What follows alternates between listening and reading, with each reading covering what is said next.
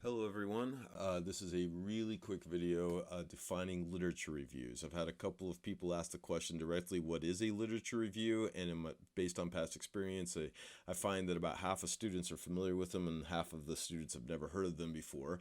We are currently looking at a review that was published in Science Magazine. It's called Trophic Downgrading of Planet Earth by Estes et al. And this is one you are going to read soon.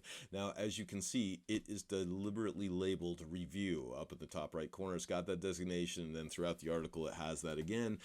This is a genre of article that is meant to fill a certain niche in scientific publishing. It is not an original research article, importantly, and this is part of why journals will make a habit of saying review or literature review, because they want to designate it as something that does not represent original research. Instead, it's a secondary research project that is meant to sort of like take stock of the primary research or the first-hand research and to kind of assess what we know and where we are going. And there's a little graphic from Science Magazine they want to show just to sort of demonstrate why.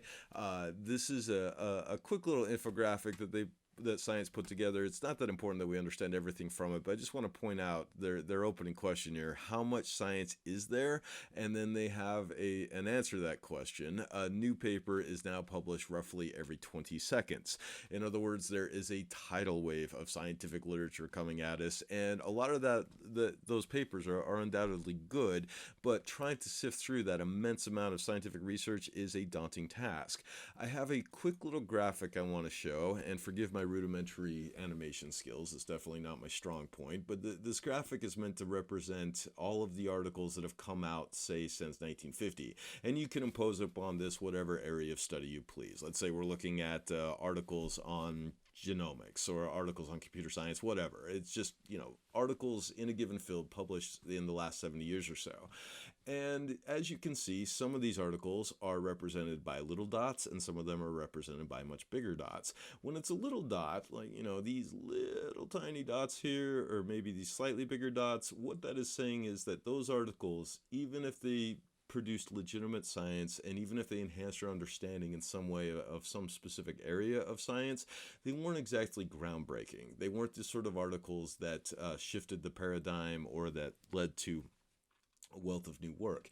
Now I have these other dots that are much bigger, and when I'm making a big dot here, I'm saying that article made a more significant impact. In some way, that article shaped the conversation more significantly, and there is a way of assessing this. It is called an impact factor. We were dealing with these early in the semester. By putting in a big dot, what I'm saying is that article made a lot of citations, or it garnered a lot of citations. So a literature review is meant to sort of assess all of this. Professional researchers are busy people. They do not have time to read every article that comes out. Instead, they will turn to a literature review, which kind of takes stock of all of this. Author reads through this, reads a bunch of abstracts, understands what was significant, and then that author makes another article.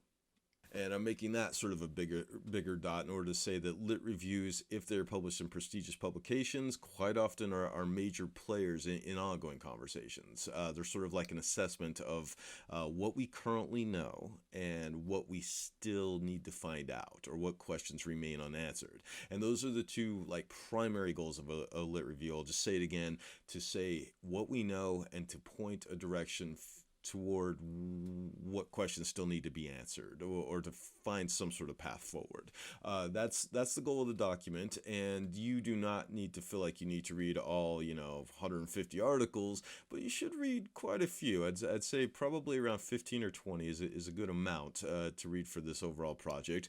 Most of these should be peer review, and we should also talk about time.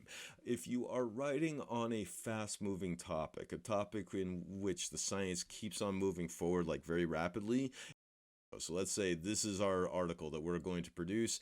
Most of your stuff that you're citing for that article should be within, say, the last 10 to possibly 15 years.